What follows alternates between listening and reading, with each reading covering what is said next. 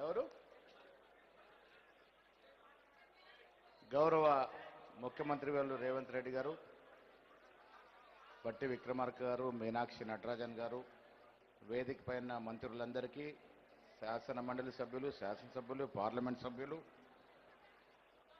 జిల్లా కాంగ్రెస్ కమిటీ అధ్యక్షులు, చైర్మన్లు, మహిళా కాంగ్రెస్, యూత్ కాంగ్రెస్, ఎన్ఎస్వై, సేవాదల్ డిపార్ట్మెంట్ అధ్యక్షులు, మొత్తం రాష్ట్రం నుంచి జిల్లాల వారీగా ఈ మహాధర్నాకి తరలివచ్చిన మీ అందరికి కూడా నమస్కారాలు.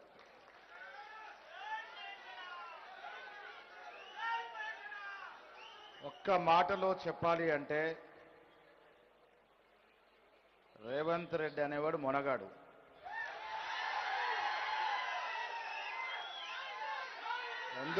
ఎందుకు ఆ మాట చెప్తా ఉన్నానంటే,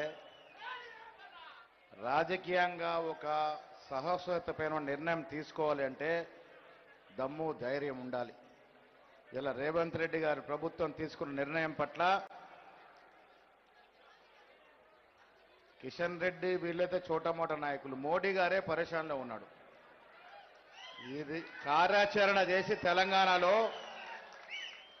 మేమేదో మాయమాటలు చెప్పి బీసీల ఓట్లు దండుకుందాం అనుకుంటే 42% రిజర్వేషన్ చట్టాలు తీసుకొచ్చి దీన్ని కార్యాచరణలో పెట్టేసరికి అటు సపోర్ట్ చేయలేక, దాన్ని తిరస్కరించలేక లొసుగులు ఎత్తుకుంటూ వారి అనుయులైన కిషన్ రెడ్డి, బండి సంజయ్ల ద్వారా ముస్లిం కార్డుని ముందుకు తీసుకొస్తా ఉన్నారు. రాహుల్ గాంధీ గారికి మనమంతా రుణపడి ఉండాలి, ముఖ్యంగా బీసీ వాళ్ళం. చుక్కన నావలాగా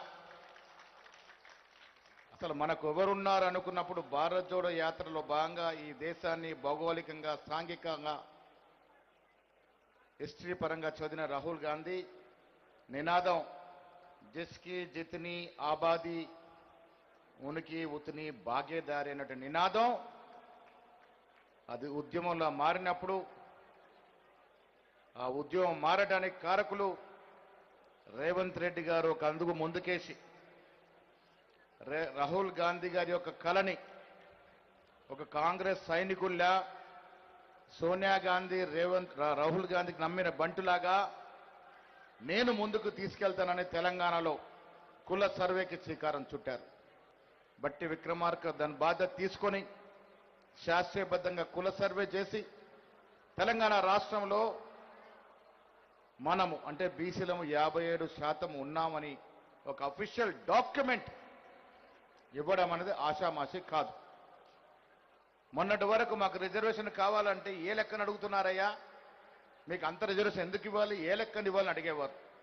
ఇలా యావత్ దేశానికి ఒక దిక్చూసి లేక, ఒక రోల్ మోడల్ లాగా తెలంగాణ ప్రభుత్వం కుల సర్వే చేసి బీసీలు ఎంతున్నారు, ఎస్సీలు ఎంతున్నారు, ఎస్టీలు ఎంతున్నారు, అదర్ కాస్టులు ఎంతున్నారు అనే ఒక అఫీషియల్ డాక్యుమెంట్ ఇవ్వగలిగినాం. దాంట్లో భాగంగా కామారెడ్డిలో ఆనాడు వర్కింగ్ ప్రెసిడెంట్గా నేనే డిక్లరేషన్ ప్రవేశపెట్టినాను. 42% రిజర్వేషన్ ఇస్తామని చెప్పినాం. ప్రభుత్వం వచ్చిన మొదట్లోనే ముఖ్యమంత్రి గారు మా అందరిని పిలుచుకొని, ఇది మనం ఇచ్చిన మాటను నమ్మి మనకు ప్రజలు ప్రభుత్వం ఇచ్చారు, ప్రభుత్వాన్ని ఏర్పాటు చేసుకున్నాం. మనం ఇచ్చిన మాట ఒకటొక్కటిగా నిలుపుకుంటూ పోవాలనే ఉద్దేశంతో 42% బిల్లుని అసెంబ్లీలో తీసుకొచ్చి స్థానిక సంస్థల కోసం ఒక చట్టం, విద్యా ఉపాధి కోసం 2 చట్టాలు తీసుకొచ్చిన ఘనత కూడా రేవంత్ రెడ్డి గారి ప్రభుత్వానిది. ఇవాళ యావత్ దేశంలో మెజారిటీ బీసీలు. ఈ దేశంలో జనాభా అత్యధిక శాతం జనాభా ఎవరిది? ఓబీసీలది. యావత్ దేశంలో ఓబీసీలంతా కూడా తెలంగాణ వైపు, రేవంత్ రెడ్డి వైపు చూస్తూ ఉన్నారు. బహత్తరమైనటువంటి కార్యక్రమం జరిగింది తెలంగాణలో. మా రాష్ట్రంలో ఎందుకు జరగకూడదని ప్రశ్నించే అవకాశం ఇవాళ వచ్చింది. రాహుల్ గాంధీ గారు ఎక్కడ ఏ సభలో మాట్లాడినా తెలంగాణ తరఫు దేకో, తెలంగాణ ముఖ్యమంత్రి ఏ కామ్ కర్కే బతాయా, ఆప్కే స్టేట్ మే కర్కే బతాओ అన్నట్టు ఒక ఛాలెంజ్ ఇస్తుతూ ఇదే నినాదంతో ఆయన ఎక్కడ ప్రసంగించినా ఈ అంశం లేకుండా మాట్లాడలేదు. ఇవాళ మనం ఢిల్లీకి ఎందుకు వచ్చాం? 2 చట్టాలు చేసుకొని గవర్నర్ గారు రాష్ట్రపతికి పంపితే 4 మాసాలుగా కేంద్రం తొక్కిపెట్టింది. మోడీ గారికి మన బాధ తెలవాలి, మన వ్యధ తెలవాలి. తెలంగాణ రాష్ట్రంలో ముఖ్యమంత్రి తీసుకున్న నిర్ణయాలు ఎంత గొప్పవో ప్రజలు వాటి పట్ల ఎంత సంతోషంగా ఉన్నారో అది తెలవాలి.